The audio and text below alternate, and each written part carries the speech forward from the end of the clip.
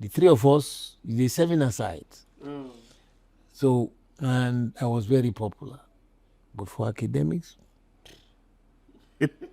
so the man said, I got admission to Baptist Academy and Methodist Boys High School. He advised my father and said, no, that he should send me out of Lagos to go to Ijebu Grammar School.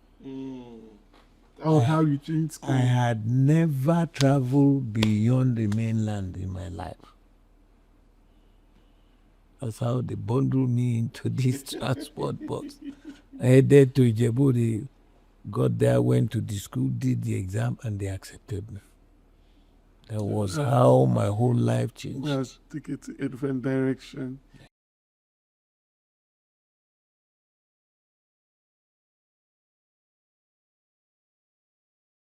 Okay. Now, I want. There's been this I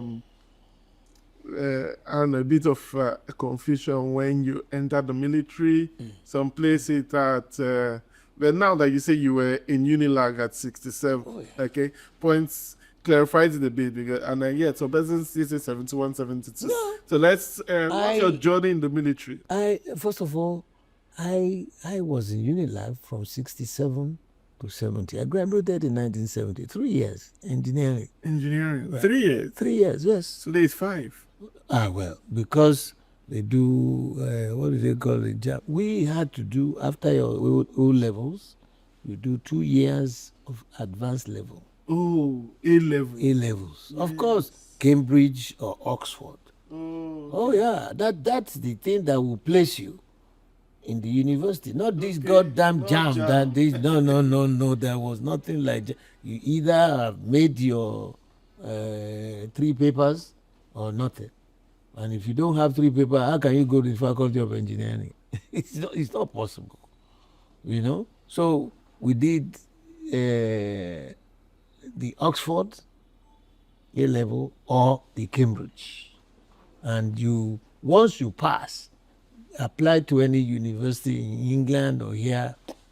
Oh, that's what we did until we manipulated the system, created this nonsense they call jam, that has jammed up now. It's a whole thorough nonsense. And I think they are going back, they want to go back to the old system. The old system now, which is well defined, you know. Anyway, I graduated in 1970, and we were 8 in my graduating class. Oh. I was very active as a student in Unilag, politically, very active. I was president of the breakaway students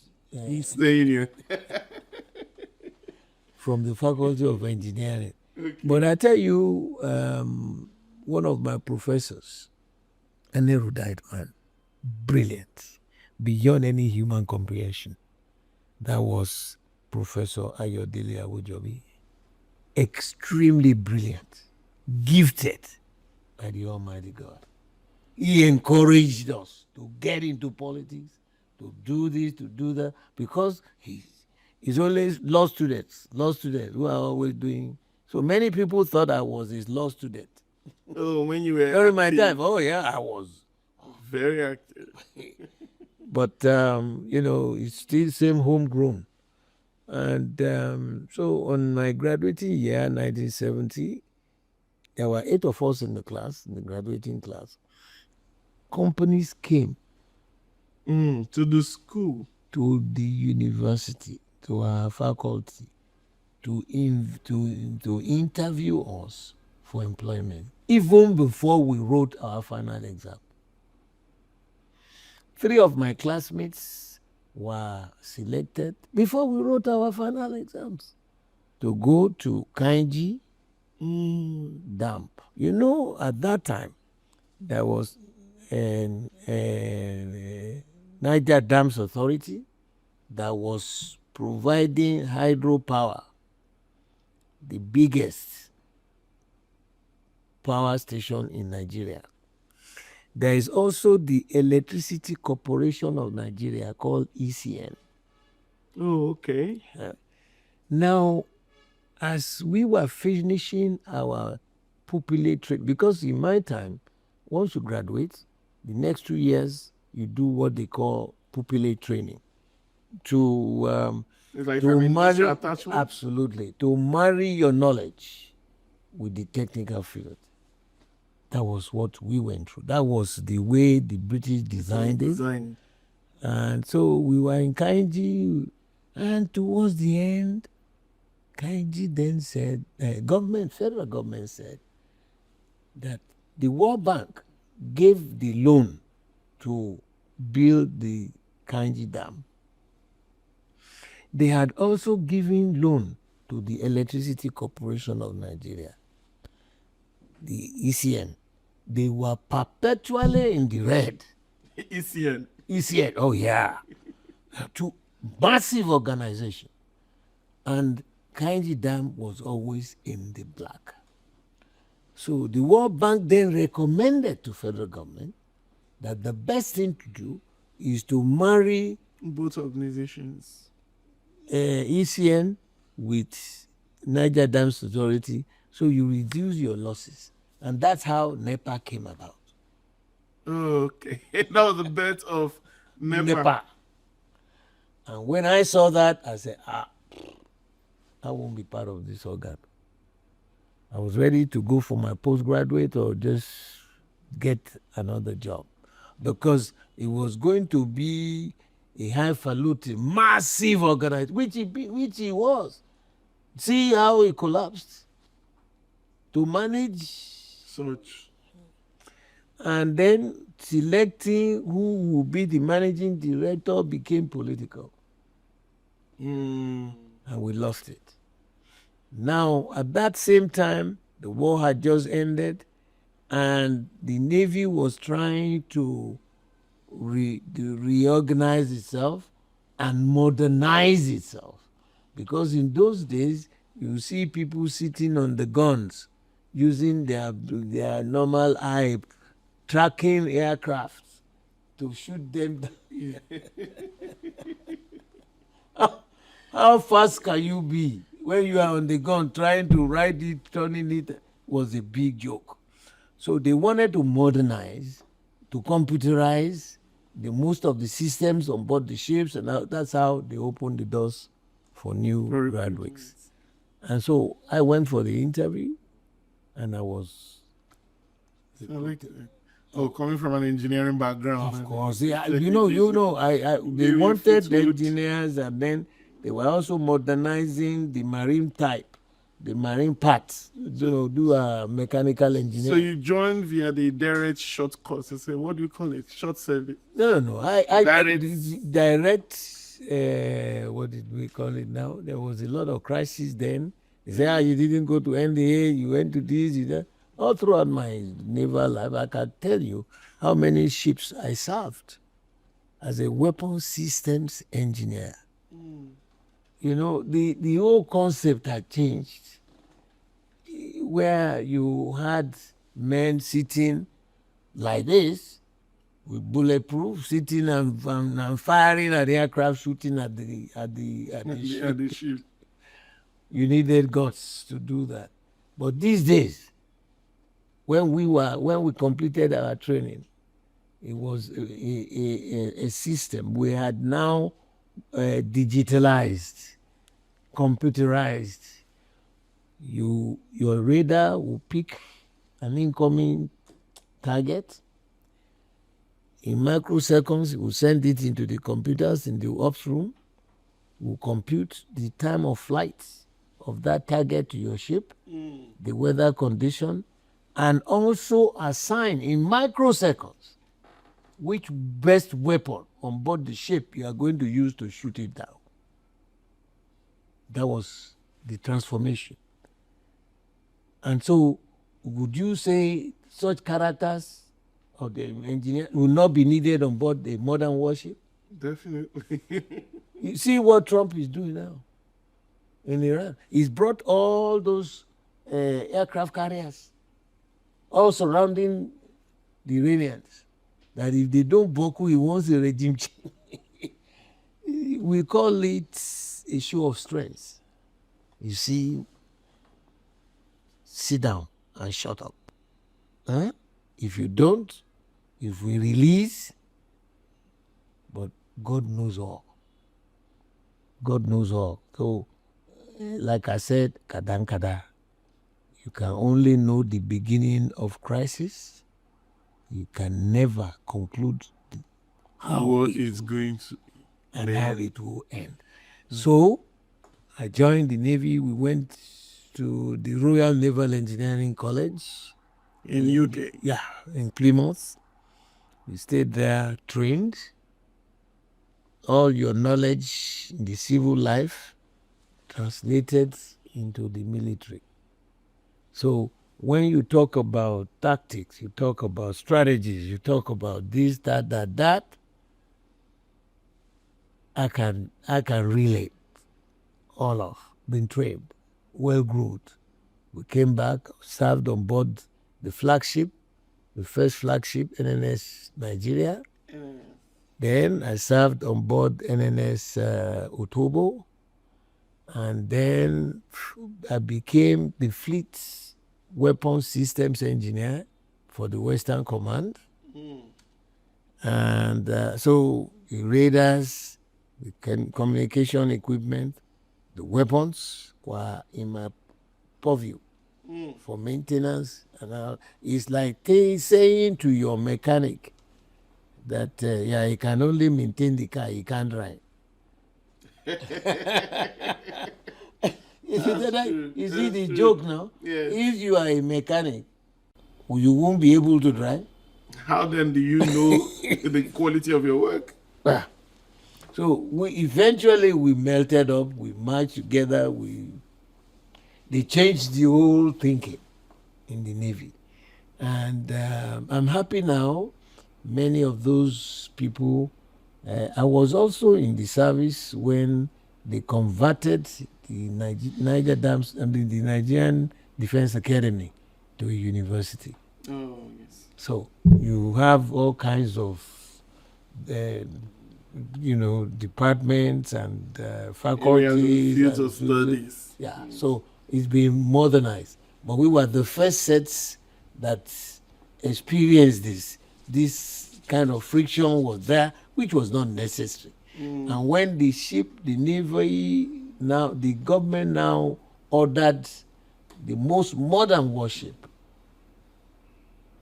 the NNS Aradu, that became our flagship, I was happy. I served with Admiral Kaja, who we were stationed in Munich during the construction. I attended all the courses, training on the missiles, on the torpedoes, and surface to air missiles, surface to surface missiles, and so many things. And our main armament, the main gun, 157 mm gun, can fire about how many rounds in a minute? Were we really the biggest navy in Africa at the time? I am not sure about Egypt, but we were in West Africa. I remember when we were coming back, you every navy, I don't know whether it still happens now. You call at so many countries, we call it flag showing. That is on the surface. Underground, you are showing your strengths to your neighbors that don't mess up with me. What Trump is doing now, don't mess up with us. And when they allow some of us to attend their courses in their country, they show you their strengths. They show you. I tell you what, I went to the Naval War College in Newport. Which country is that? USA. Okay. United States Naval War College. And somehow they made me the president of the class. There was no station of importance that we did not go. They even took us on board an aircraft carrier that was going, usually they go out 6 months tour. with submarines, with all their destroyers and carriers and all kinds of things, and all the fighter jets, and 6,000 men on board that ship. One ship. Yeah, that's all these. That's massive. All these aircraft carriers that you see around. 6,000 men are on board that ship. One ship. And then you'll be surrounded with the other ships. That's like a mini island. Exactly. My experience was when we cast off from the jetty in San Diego, they wanted us to experience, because they know we are from third world navies and we can never experience what it is. They wanted to show us what they have. First of all, we went around the ship seeing people, and everybody had a meal. Breakfast, lunch, and dinner. On board the ship. 6,000 to 6,000 men on board the ship. So, of course, you do 4 hours watch. Some others will take over after 4 hours, but the skipper is only one skipper, and he sits on the bridge, watching all the operations going on. Unbelievable. The most interesting part, which I can never forget in my life, was, we boarded, then they cast off. We spent a day with them on board the ship. We saw all the aircrafts landing and taking off. And then they talk about the tail hooks, because when they land, it's like a twine that will hold the aircraft back. It doesn't mean the aircraft will come from maximum speed to zero instantly. It's not possible. It is, if he misses that hook, it will take off again. It's something you can't imagine. Then they had to send us back to San Diego. We boarded, and they said, of course, the seating arrangement, we sat back in the cockpit, and everybody was to sit with your head touching the chair in front of you. We were back. Because if it takes off from 0 velocity to maximum velocity, you know what happens to your heart? It will be like your heart is going to fly out of your head. It was a wonderful. And this is what these people do several times a day. They wanted us to experience it. And the other thing, the knowledge I gained, we went to Maine, the state of Maine, where at that station, it was a station for all the ships in the Atlantic Ocean, from the Arctic region down. Any ship, whether you are a surface ship, a submarine, a fishing vessel, whatever. They took us there, and they were introducing us, telling us. This was in 1986. 1986. As we sat in the class, waiting for the commander to explain their operations, they just flashed a photograph on the screen. You know what they were showing? Tinubu Square. Tinubu Square in Lagos Island. I said, this same Tinubu Square.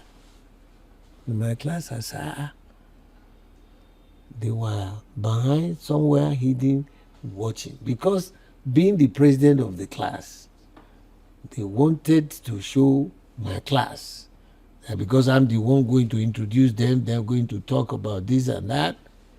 They wanted me to see the capacity that they have. So they were just by us here. No, the satellite. Oh, all this at that time there was no what do they call this drones. Yeah, it was There was satellite image. They live. I saw all these people running after yellow buses going. I said, I said, she knew. So when she came, as at 1986. I'm telling you, you remember, we graduated towards the end of that year, and Arafat had a crash in this desert. You remember the Sahara Desert? I read about it. Right. The Americans told them that no, he didn't die. The location of that aircraft is on X, Y, Y, Y, Y, Y, Y. Go there, you find him. That was satellite information. 1986. Now, so the development, yes, they have the powers. And as a Christian, I believe it is still that knowledge given to you by the Almighty God. Use the knowledge carefully. The nation. And going forward, please. It was during this your service in the military. So it's from 1966 till 1999. It was all military except for 4 years, brief 4 years. Okay, this period, it was during this period you also served, being a military officer, as a military governor in Ondo State. All right. So you were credited to doing a whole lot of work in academics and education. Yeah. All right. We would like to know what other things, when that thought came to you, when that service came to your mind, the opportunity came to your mind, what was it that your vision was for the state? I tell you what, like I was involved politically because of Grandpa. Yes. Okay. So then Papa Awolowo came, although Lagos was NCNC, you know. What is Idioro to Lagos? What is all these other, the whole of this area, Lekki, all that, was all the under Western region. Oh. So, what I first did was I got the books of Papa Awolowo. Read through his political ventures, the management style, and I think he was God-given. He was so committed to the definition of what is governance. Governance is about the management of the resources of the land for the benefit of the people. Anything outside that is absolute nonsense. That captures it. Yeah. That's That captures it. If you are outside that definition, you are either a lunatic or a thief or an absolutely irresponsible man. You should never be there. This is why I get really very angry about our electoral process. If you are sure that it is the will of the people who put you there, they selected you because they want you to go and work for them, not for yourself. Truth. If you don't, when you get there, you don't bother. You think, oh, next election, you manipulate the results again and go there. But the Almighty God is watching. I believe that. Looking at the past leaders, what did I do? I read those into this. Because Papa Jasin was a strong man after Papa Awolowo and all. So I read into his books. And I met some people and I said, okay, whatever we do. In the military administration, a real true governance, 3 arms of government. Executive, legislative, And judicial. and judiciary. In the military, there is no legislative arm. How do you know what the people want? How do you relate to them? Yeah, you make the law, you execute the law. Yeah, you just make the law. You don't even making law should be what they really want, not what you want. So how do you manage these people? What are their needs? In education? No, very simple. So I called my secretary to government, and I had been to the Strategist school, which is the U.S. Naval War College. Oh, okay. And we studied the American policies on warfare, on this and that, all the analysis of previous wars, where they went wrong. That's the essence of being an officer. You carry men for operation, and you don't care about their lives. You don't prepare. You know you will have losses. The best you can do is to minimize your losses by sitting and thinking and planning.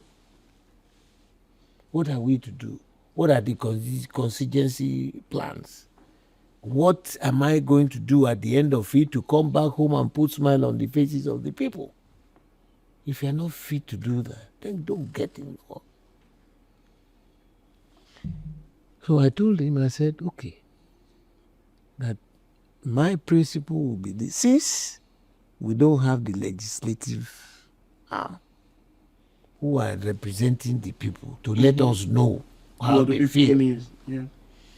I said, every Mondays, I will have only meetings with only permanent secretaries, because they are the accounting officers of every ministry. I want to know how far they have gone with the budgets. You know, with the budget you just project, were you able to meet the standards? If you did, what did you do? Did you surpass your projected figures? Or if you didn't meet them, why? What are the inhibitions that made you not to reach? That's PAMSEC Mondays. Or PAMSEC. Every Tuesdays, I will meet the full ministries all the way to assistant directors, commissioners, commissioner of the ministry, the permanent secretary, the directors, all directors and assistant directors. The projects we are doing in your ministry, how far have we gone? What problems do you have? How far did you go? What did you do? What are the things you still need more? Or what are the things, just ruminate. Every Wednesday, throughout the 3 years I spent, every Wednesday, State Executive Council meeting. All commissioners, with yourself. How are we doing? What problems do you have in your ministry? What, Then every Thursday,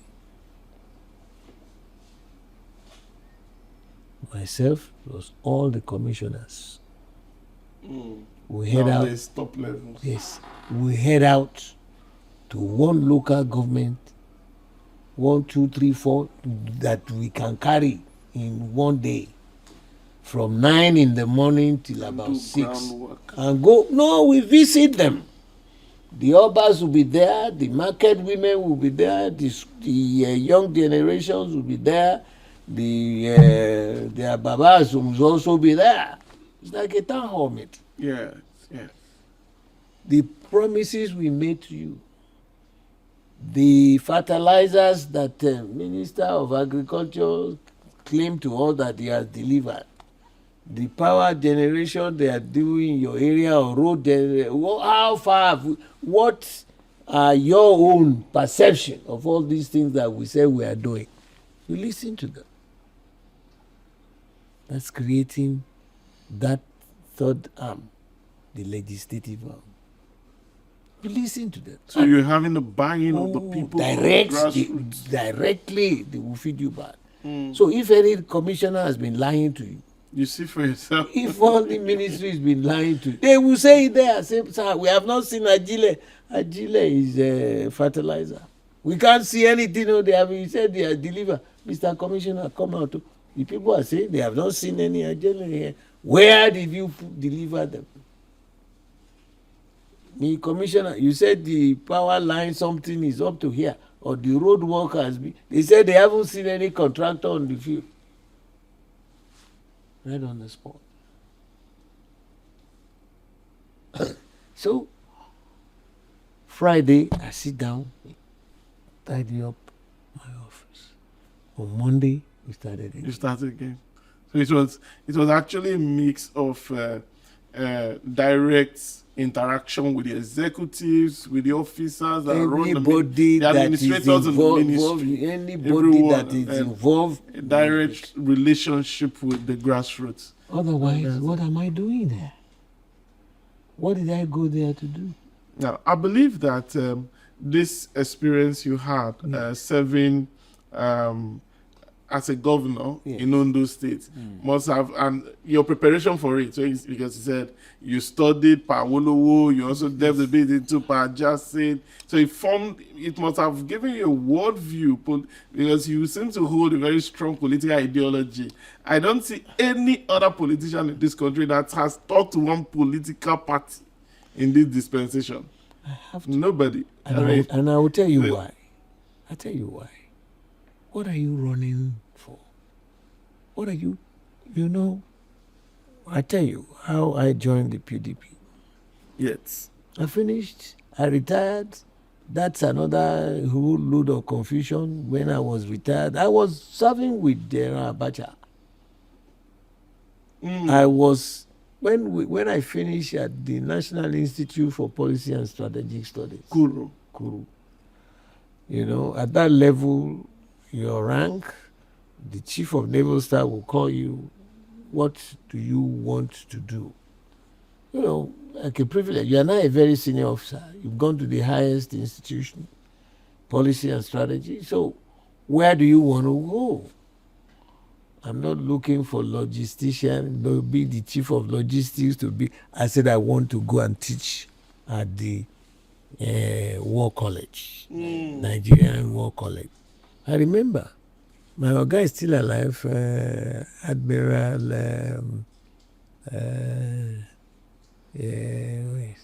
He's from Delta. Admiral. He called me to the office and said, "Buddy, where would you like to go and serve?" I said, "The War College, sir." He said, "War College?" I said, "Yes, sir." He said, "War College?" I said, "Yes, sir." "Are you sure?" I said, "Yes, sir." Go and impact, go and exercise and teach the younger generations. So, he said that's the least of his problem. No competition there. So they sent me down there. So I became a professor. I was director of logistics and strategic affairs. So give a lecture, like I said to you, scenarios, wars. You analyze what are the feelings, what could they have done better, and you do a thorough analysis of issues, even current issues, and past wars, the feelings, the days, all those First World War, Second World War, we analyzed, and our own Civil War too, to teach the mindsets of the up-and-coming officers. Military officers. With direction. And if you study those things properly, when you get out of the military, that knowledge will follow you out. Yeah. I think when I look back, I said I am privileged to have gone through the training, the exposure, that's what I have brought back into my mainstream politics now. Yeah. Okay. So were you there at the founding of the PDP? Absolutely. You know, when they retired me, which is another story I was lucky they retired me. Or was it Abacha that retired you? Yes, that was the thing. We were there, we had a senior officers meeting, and then they discussed. They have grabbed, what is his name, Abiola from Ekpetedo here. They said he declared himself as the president. Boom, treasonable felony.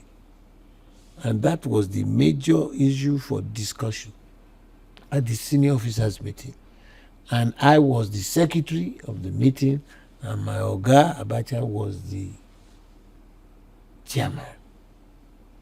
All senior officers, generals, Navy, Air Force, Army, and police. Did you have a differing opinion from them? Mine was an interesting issue. See, when you believe in God, you fear nobody.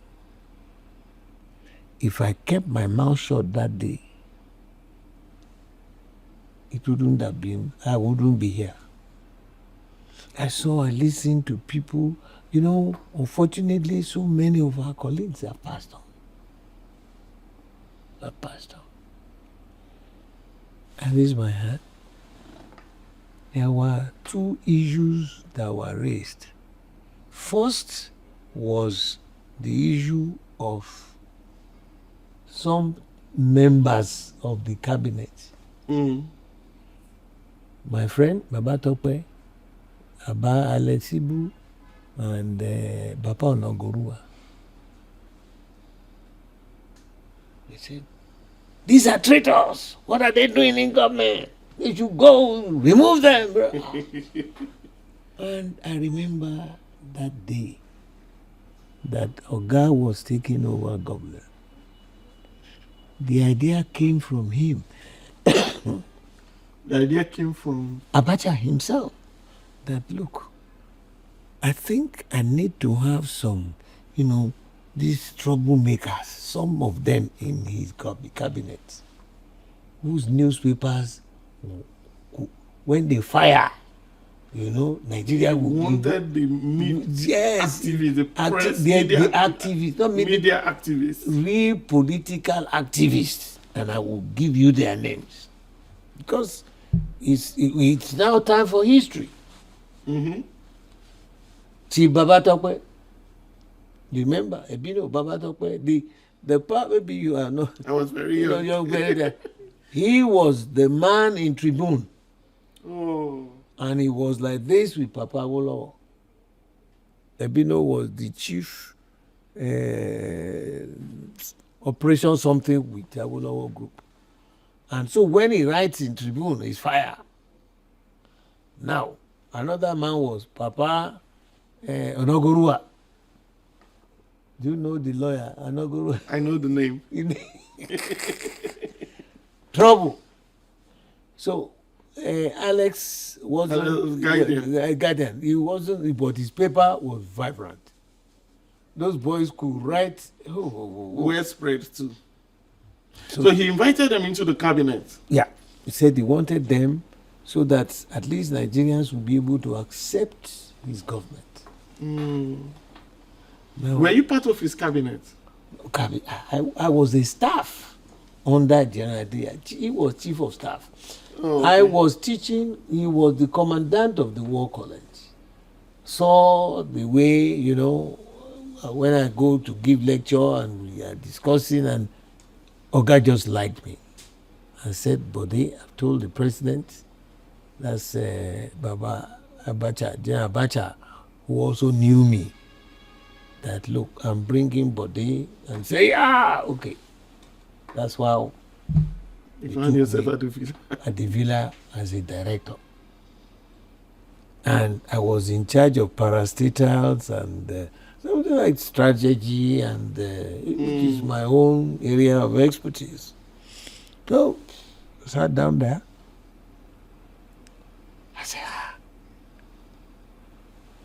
somebody is now calling these 3 people traitors. Traitors. What? My friend sat beside me, the general officer commanding 2DIF, General Abe. We didn't know that there had been a meeting before a meeting. We just thought it was just live discussion. Oh. So when I raised my hand, Oga said to me, Bode, don't talk.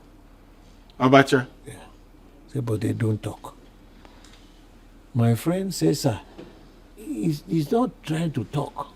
He is trying to give an information that will, because as a staff, he said, you are a staff, you don't talk. When we have our inner meeting, you can talk.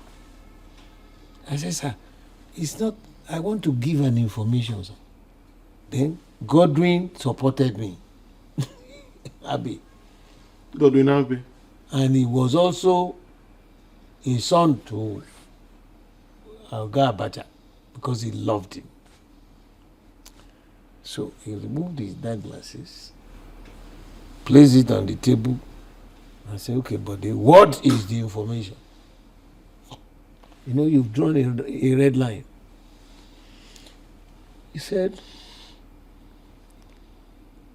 I said, number 1, sir, these people, you remember, on that D-Day, you requested that such people be invited to join your government.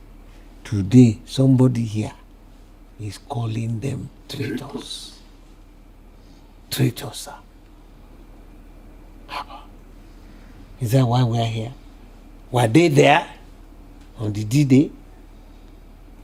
Number 2, sir, I said, you know, this man doesn't like me. Abiola. Because there was crisis, that time there was no Osun State. It was only Oyo State. Remember the crisis between Alaafin and Ooni of Ife, who is to be the council chairman, and I remember my good friend Shasha Eniyan Oresanya, who was the governor there. He said the only way he will solve the problem, he was wearing his uniform and put one agbada on and was wearing and with the horse whip there on his hand, just to say, what is all this? That was the way we saw it. Oga saw it differently. Everybody, get yourself, there must be peace in Southwest. You know, we are 3 states. Yes. Ogun, Oyo, and Ondo. So I then invited, tried to wade in between, you know, Abiola had become Ààrẹ Ọ̀nà Kakanfò, and some kind of unnecessary friction between Ooni and Alaafin. So I invited all the Obas in Southwest to Akure, and I appealed to them in the interest of this country. That, you know, that's how it started in 1962. Ended in the Civil War. Millions were killed. Don't start. I beg you. The only man who didn't come was Alaafin, because his very good friend then at that time was Abiola. He didn't come. He called me in the morning that he had had malaria, he wouldn't be able to. I said, it's okay, sir. No problem. So I said, sir, you know, this man doesn't like me. Because of that I was trying now to. And I said, sir, you have accused him that he went to my area, in the Petedo area, also near the Oshodi, Itapa, that was told, that I told you before. I said, sir, he went there. Yes, he called himself president. And is that the man who wants to do a coup? You understand? If he actually went there, and declared himself president, you should be able to know that something is not right. If you want to do treasonable felony, you go to the radio station, television station, and announce yourself that you have taken over. I said, sir, not to not to expect though, say he has announced. I said, sir, let's leave him and let him go. You giving us the program of operation, what we are to do, and that fell in my purview. We had, the constitutional conference that was done, and after constitutional conference to change the useless constitution we were running, and then I'm telling you, useless. This one we are still doing is absolutely useless. The constitution of today. Absolutely useless. So I said, now if you go through this and all that, then the book I just had next. So the following week they fired me. They fired Godwin. Gabe was sent from General Officer Commanding 2D to Tradoc. That is the end of Tradoc is like the end like Siberia. in Mina. That's where they posted him. He was lucky.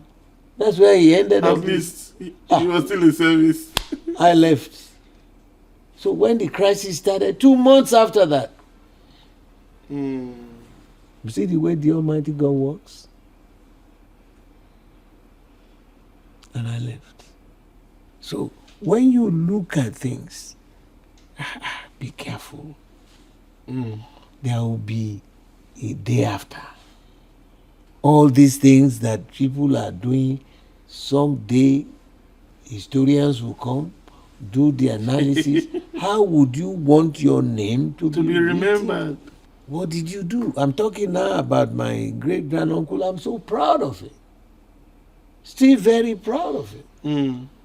So I talked about Papa Nnamdi Azikiwe. I was a known man around Lagos. Papa Awolowo ran his best. The policies, if we just decide today, all these governors in Southwest, to go and read his policies and how he executed them and said, this is what I want to do for you people, they will keep clapping for them. They are still as genuine today as they were in those days. How did he do it? He's gone. Is anybody? Liars upon liars. Spinning upon spinning. How many houses did he leave behind? Where are the high rises he built? Go to his house in Ekene. Go there. And the speech he made, that is always, each time I take a move, I remember that speech.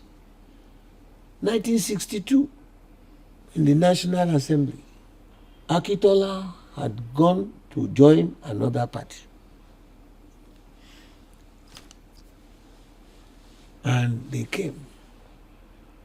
They decided, the national government decided they were going to create a state of emergency in Western region. Papa Awolowo got up in the parliament. He said, Mr. Prime Minister, I want to quote, why do you want to create a state of emergency in Western region? I was there when they inaugurated their assembly after the election. He said 2 crazy men got up. I was inside watching. One from Ajegunle and the other man from Ogbomoso. The one in Ogbomoso ran to the speaker, grabbed the mace, was going to smash it on the head of the speaker. And the police grabbed it. The other man jumped on the tables, was going from one table to the other. And they grabbed him also. He said, Was there violence in Mokola, which is in Ibadan? Was there violence in Ogbomoso? Was there violence in Ajegunle? Was there violence in Badagry? Mr. Prime Minister, why do you want to declare a state of emergency? He said, let me remind you, sir, that you can only know the beginning of a crisis. How it will end up, you will never know. He went on, declared state of emergency in Western region. Dr. Majekodumi was sent there as the administrator. They set up a Coca Commission of Inquiry, went through, dusted everywhere of Western region. Nothing was seen. Then, 1963, they grabbed Awolowo for treasonable felony, brought him before Justice Mimo, and sent him to jail. He was in jail in 1963. Oh yeah, that was the. So he was there till 1966. He was there till the coup. The second coup. It was General Gawan who released him. Who released them? So he was in jail for all that. Long. So he went. First of all, he was there in Broad Street. Then they moved him to Calabar. What happened to all his colleagues? What happened? If he had been alive, maybe they would have gone to his house too. The military.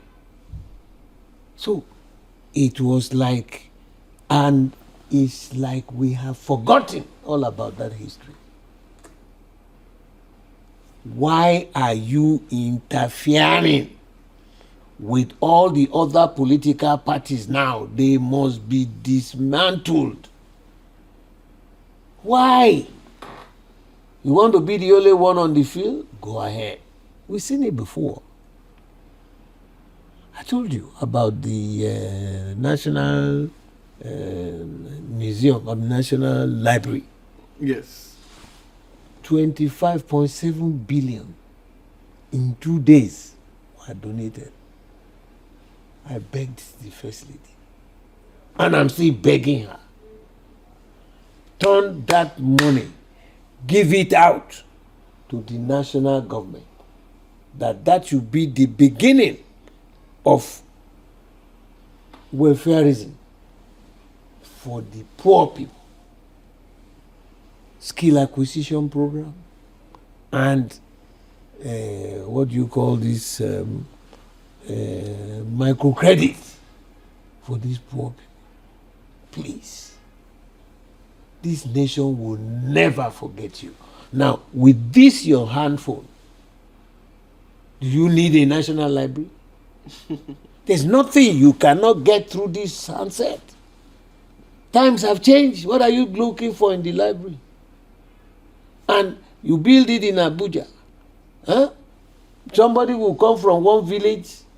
Well, would he not spend money to get to that library? What's he looking for? That he cannot get on his cell phone. AI there. All kind. Okay, look. You can go through Google. You can go through. To what has moved. Send them money. Let it be for these poor people. This nation, the majority of people are hungry and they are angry. And if we do not allow them to exercise their powers, what they have is, I will vote for whoever I want. You manipulate the results. Huh? You get all these jokers. Look at this Amupopo, the man that a professor of law. Really? Is he a professor? He took a decision. He's not going to allow some of these people to contest. Under what auspices? What right does he have to say our party and this and that? And I want to challenge him. When did what do they call them? APC. APC. When has APC ever held any national NEC meeting or caucus meeting? Is it a cult that you will be holding your NEC meeting? We, the public, will not know. And when was the last time their party had a national convention? The people he had elected were selected by him. And so there is no crisis there because you are in charge of the balls. Huh? We've seen it before. I'm begging him. He grew up in Ibadan.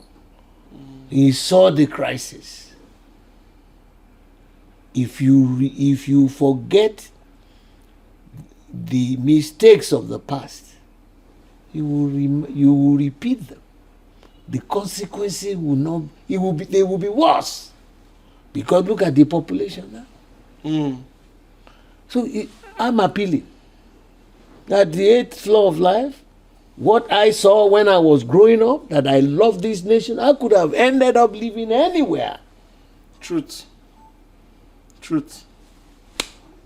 So let us bring the Gen Z generation, the millennial generation. The other point that bothers me and pains me, this issue in the north, banditry, it's a joke. I'm calling it a joke because our approach to resolving that crisis is the greatest joke in the world. You know why? You have now opened those children of the poor to education.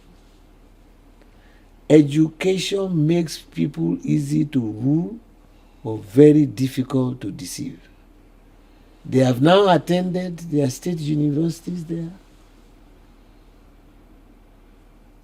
And you mean you cannot resolve something that is within? So what strategy? What thinking?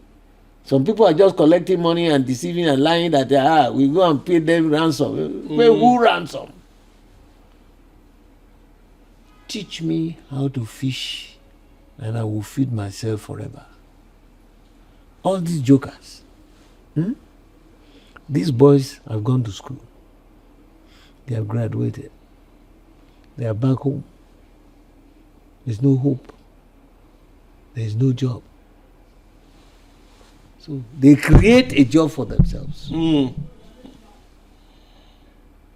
Is it too difficult to ascertain? You mean we don't have people with brains in this country who can sit down and, Mr. President, what we need is open the gates of hope for these children. Where are those people coming from that? Don't we have now our military? They have drones, they have satellite, they have all these things. We also have satellites looking over our country. We do. We don't know where they are. In the daytime, they walk around, they mix with everybody. You don't know who is the bandit. But at night, they have seen who, where, what. We've been telling them, establish state police. You have been calling for state police for a long time. They just shut their brains.